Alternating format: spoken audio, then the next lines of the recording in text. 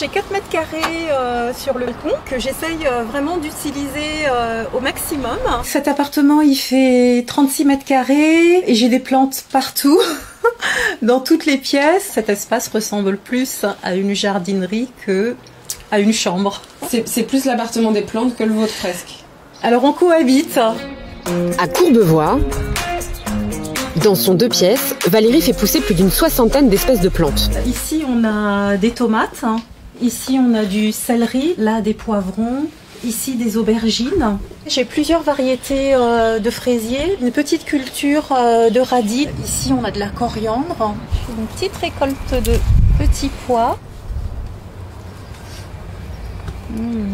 On dirait un bonbon. Dans la vie, Valérie travaille dans l'informatique.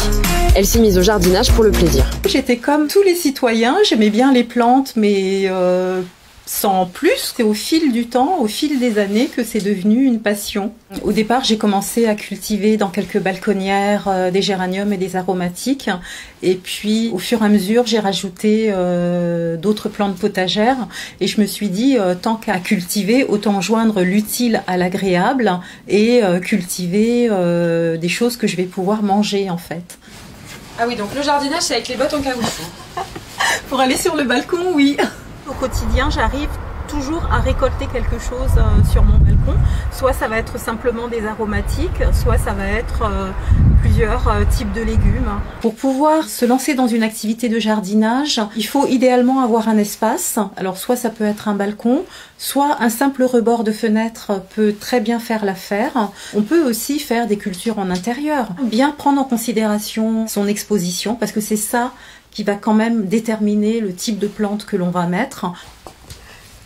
Il faut les faire bouger, il faut les faire vibrer, ça les renforce.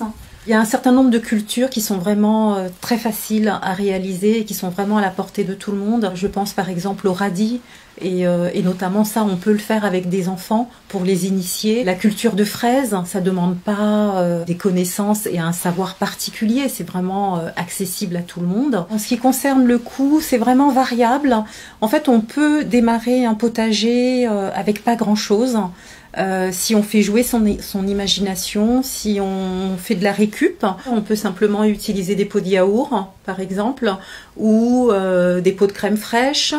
On peut aussi récupérer des rouleaux de papier toilette. Jardiner, ça permet de se recentrer et de se poser. C'est s'émerveiller en fait de la nature qui est présente en ville. Et puis, c'est l'occasion aussi de pouvoir cultiver des choses que l'on peut manger. Moi, je n'achète pas de fraises. J'ai décidé il y a plusieurs années de me contenter en fait des fraises que je cultive. Et jusqu'à présent, j'avais que quelques pieds. Et cette année, j'en ai rajouté davantage pour avoir une récolte plus importante.